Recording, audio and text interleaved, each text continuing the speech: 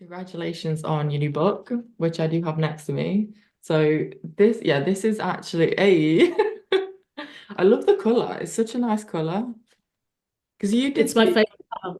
you did the artwork yourself, didn't you? Yeah, it's this. I've moved. Oh, it's that painting over there. Oh, you Ah, can't see. yeah, I can see that. It's a really, really useful book. Like if I think even if I'd have read this before I became a teacher, it would have been just as helpful in my own practice. So I think for teachers and students alike, it's such a useful resource because you talk about the theory, but you also include practices. And I've found that quite hard to find a book that does both. Usually it's Yeah. very theoretical, or has a lot of practical stuff, but not enough like philosophy and history behind it. So I suppose I just wanted to know what inspired you to write the book, firstly. Because it's this kind of book that I would have wanted when I first started teaching, because of Mhm. exactly what you just said. Something that's actually practical. So a lot of philosophy books are very, written by scholars and they're very heavy. And that's not that I don't like them because I love them, but it takes a long time to actually, for me anyway, took me a long time to actually understand the whole thing and how it all fits in.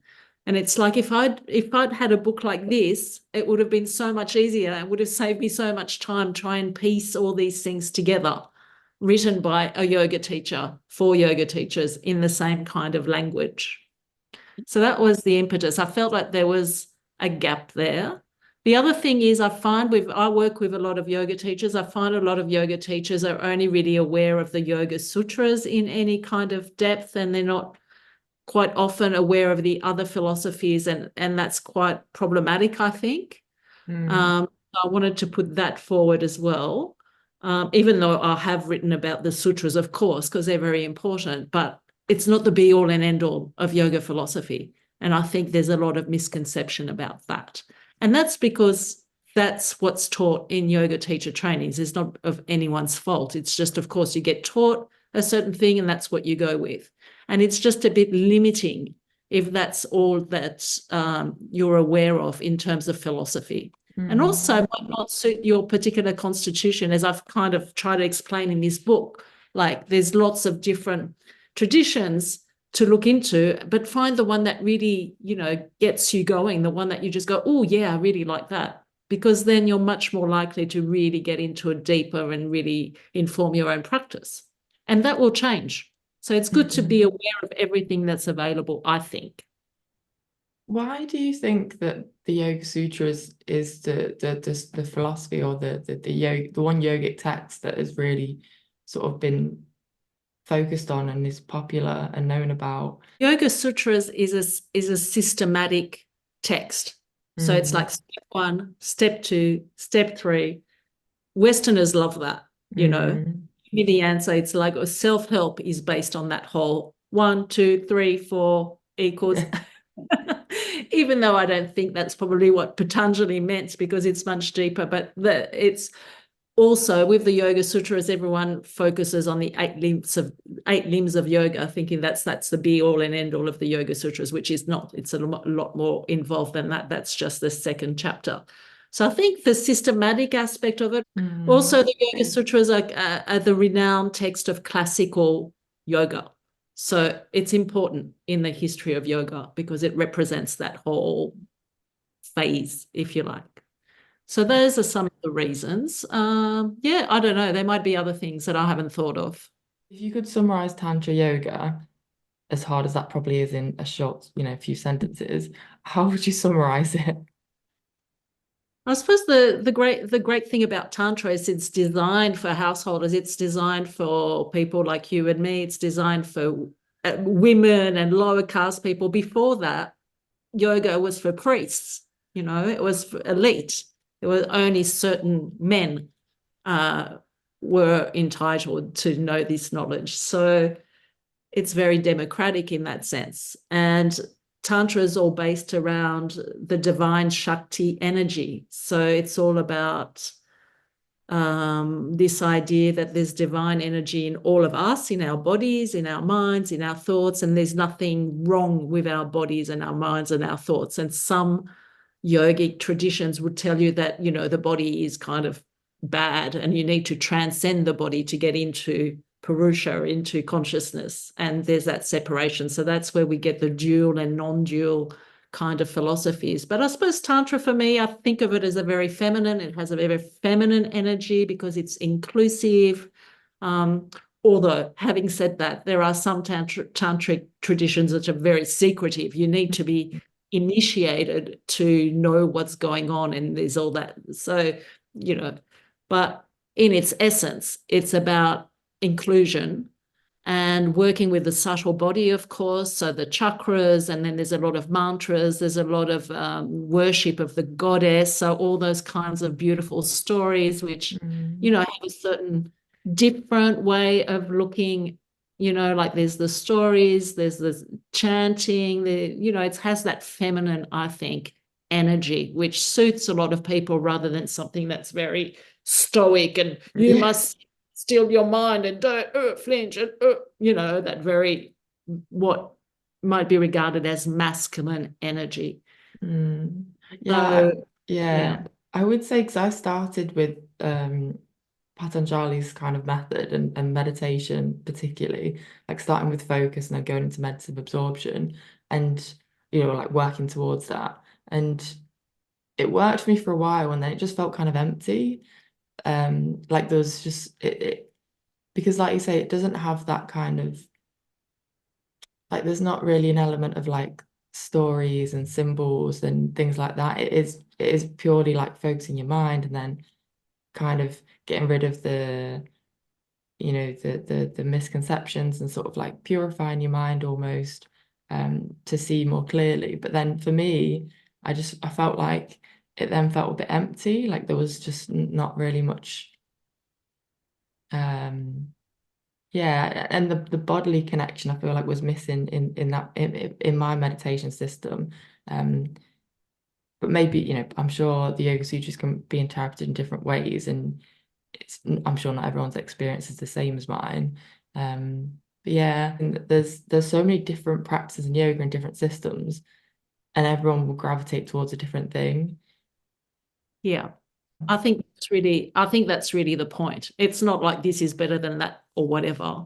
And Mm, also it'll change through your life, assuming that you know, if you practice through this life and the next, things change because you change. Curious to know about your own practice, and because obviously whatever we teach usually is like an expression of what we've practiced and experienced ourselves. And I suppose I was just curious in terms of your practice, did you start with like one particular system or, you know, did you find a teacher that you gravitated towards? How did your practice start? And like what did that look like at the beginning? I started with Iyengar yoga. Oh, So the okay.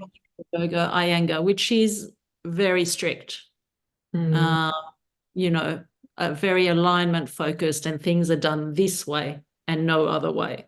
So in a way, it does suit that Patanjali kind of viewpoint, and very masculine in that sense. And then I switched completely and went into more of a tantric mantras, sadhana, meditation, uh, chakras, working with the subtle body. So completely different, what you might call tantric. And that's when my practice really deepened because that's what I needed. I knew there was something missing in that particular, but that's all I was exposed to. I mean, you're exposed to what you're exposed to, right? mm. Um, that's just what was around where I was living in that particular era. So it's good to try different things because you don't know what you're missing. Just touching on mantras, because that's something that I've only recently started to practice. So I'm just curious in terms of if you as you know, as a yoga teacher, what kind of few tips would you give for someone that's just started practicing mantras in terms of like what to focus on? Um, yeah, that's a very selfish question because I'm just starting to practice. No, not at all. I find music that you really love. So I'll have a whole playlist of mantras from all sorts of artists that I love, and I think Okay. easiest way to learn. You can play them while you're doing your practice. You can play them while you're doing your asana or while you're doing your pranayama or meditation or whatever you're doing, because it really, the sound really gets you into the zone. So that's the easiest way, I think, to learn mantra is they were meant to be chanted. So sing along with someone whose voice you really resonate with, because there's some beautiful, beautiful artists. Ah, okay. I might have to ask you for some recommendations after this. And then I'll maybe Yeah, put them in the description for anyone else that wants to listen. yeah, I'm happy to share my Spotify list with you if you like, my mantra one. It's really good. Oh yeah, please, thank you. It's hard to find music on Spotify. You have to do a lot of digging. And Well, yeah, the music I usually listen to on Spotify is very different. So everything that Spotify recommends is not very aligned with yoga.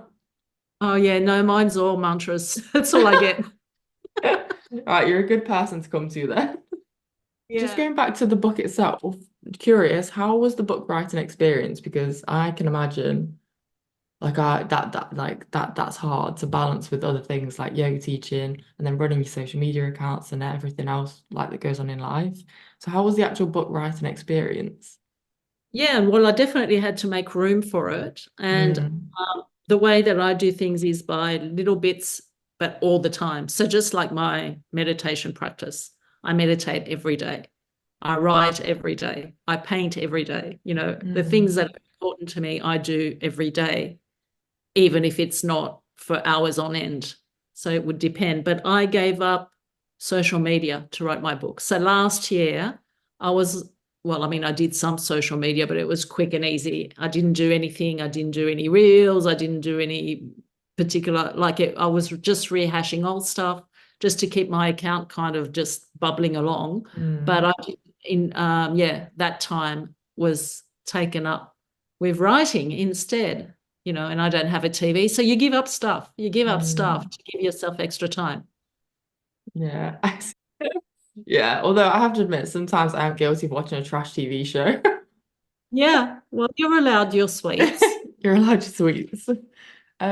I'm curious, was you an artist before you came into teaching yoga, what was your background before you started teaching yoga? Because my guess would be like an artist, because obviously. Yeah. I've got a background in the, well, I've always done arts and painting. When I was younger, I was a full-time artist for maybe a decade or so. Mm. And then and then I had to earn money. So I've had a lot of crappy jobs because my jobs were always supporting my art, basically. Mm. So I didn't have a career as such. I was in admin. I worked in a university for a long time, which was nice people.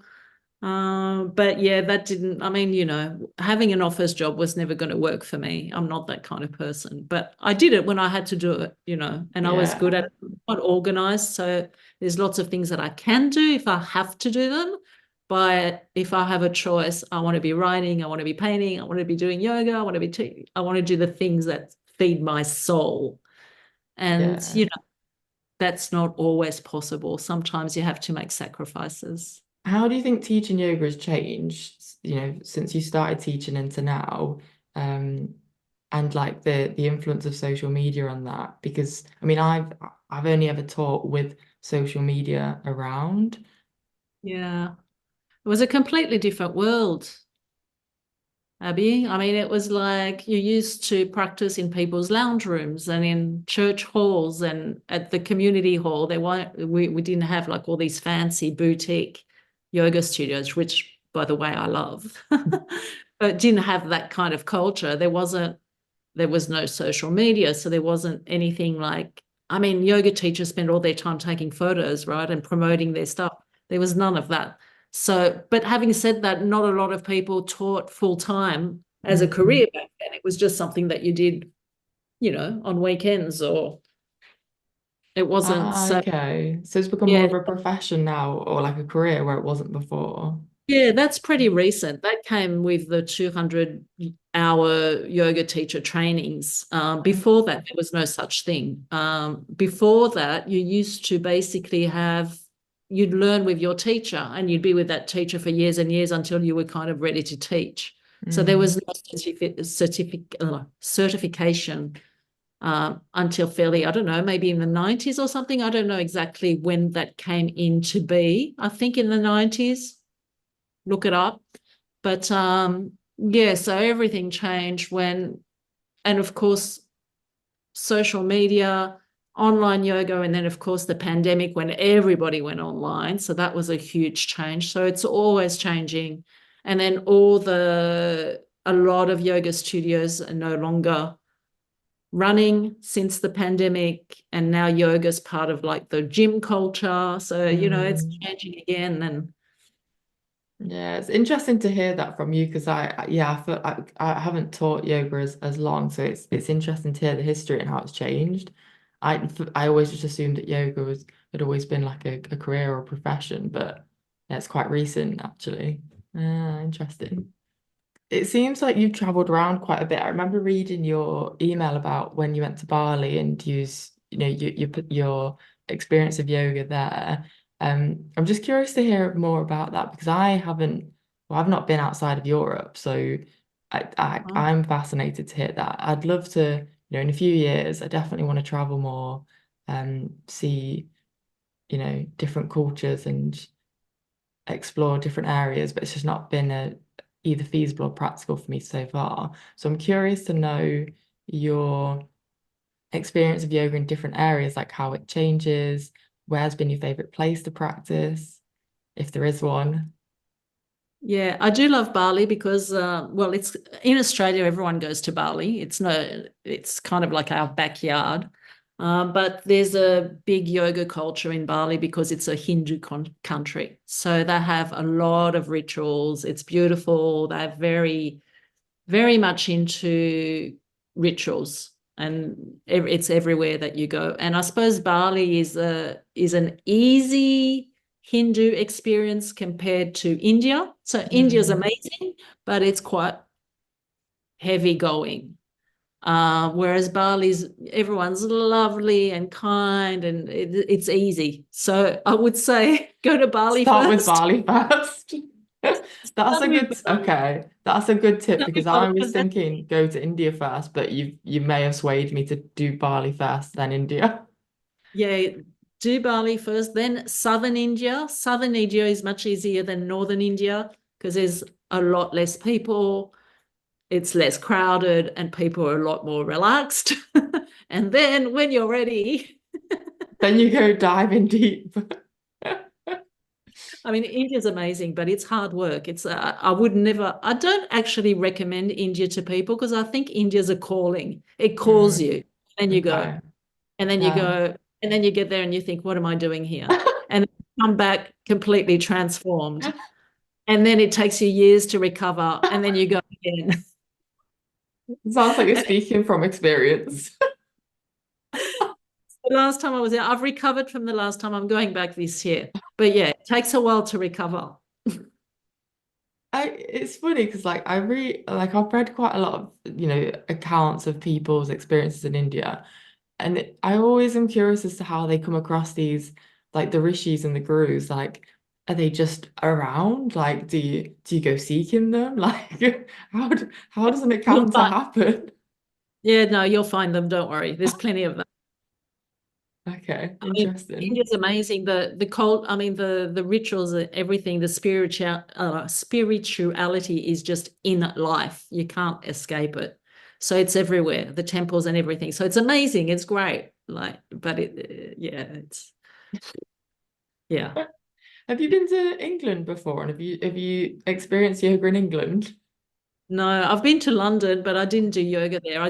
Yeah, I did yoga in Paris because I'm actually French, and I went to live Ah, in okay. Paris for a little while, and I did yoga there. It wasn't quite as popular as it is here, or there weren't that many studios, but I made sure that I was near a studio. It was quite nice, but I actually got robbed there.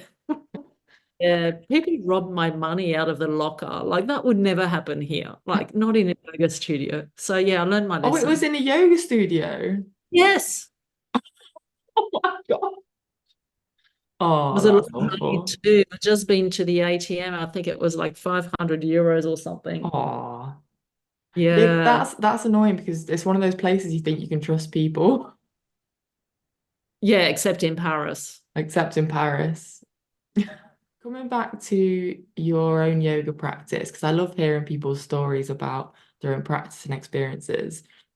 Do you have like a top memorable or three top memorable kind of experiences from your own practices that from your own practice? Um, like those experiences that are just like, wow, like that's gonna stick with me now. Like, do you have a top one or you want to share two or three or five?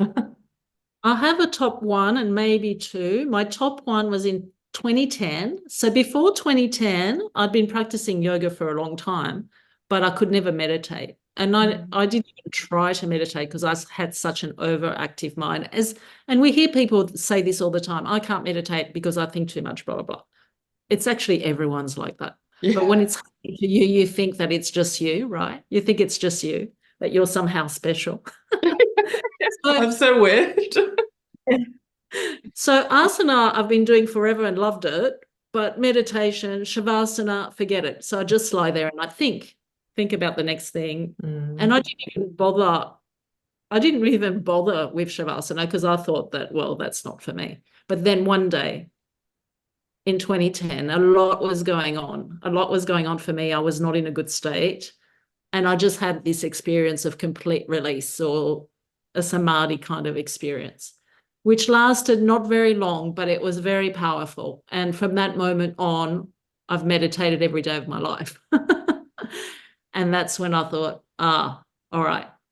It was a gift because normally you would have to practice for a long time to get that. And I wasn't practicing meditation, to be completely honest. I was practicing asana, but I wasn't practicing meditation. I wasn't even interested. So I'm lucky that I had that experience. And I think I needed it because my Mhm. mind was just out of control with rumination and anxiety and all the rest of it. So that was a huge turning point for me. Mhm. That's the biggest one. I had another experience in another class, a very strong asana class, where I had this flash, this image of a deer in a wood. And this deer was just this almighty big deer, just took this immense breath. And I think I was in Trikonasana, one of those poses, or maybe it was Upavista. I'm not sure what I was in, but it was quite strong. And I just took this almighty breath like I'd never taken before, like a really good breath. And then I was just full of prana power. And it was just like, whoa. It was like putting on the foot on the accelerator and just really discovering the breath in that one instant. And it was just so interesting getting that visualization. Who knows, maybe it's a past life or something.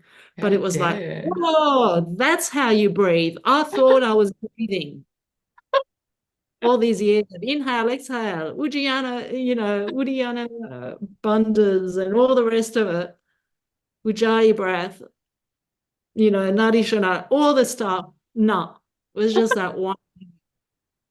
I find it so And interesting how these things happen. 'Cause it's like, why? Like why that one moment? Like what caused that? Or like, your first experience of that samadhi experience. Like why? Like I'd love to know why. Like, yeah, it's always mysterious, isn't it?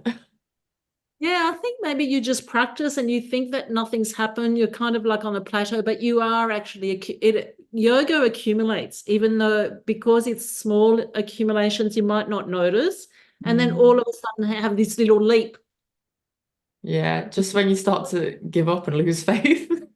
because you've been practicing consistently for such a long time. That's the thing. You got to do it for a long time. Mm. And then you have these little, you have these little escalations and you have these experiences that completely change because now you found the breath. Now you find, the stillness. Now you find, I haven't had that third step. I don't know what the third thing's going to be. I'm looking, I'll I just need it. I need at least three in this life. when you have that third one, message me and we'll arrange another call so I can hear about it. Yeah. Oh no, I'll be telling everyone. Don't worry. Yeah, I'll just keep an eye on your Instagram for it then. I think Oh, maybe my first handstand was a big thing. oh yeah, because My, handstands are quite hard. my first handstand was quite a big thing. And I remember texting everyone going, my life is complete. I can now finish in this life. Yeah, it is hard. You think it's easy because like you see kids do it all the time, but then when you try and get your legs up, it's a hard task. It's hard.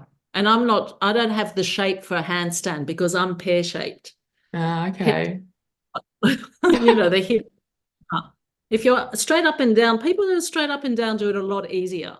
Yeah, makes sense. But I Yeah. don't care about asana. I couldn't care less about asana now, but back then I did.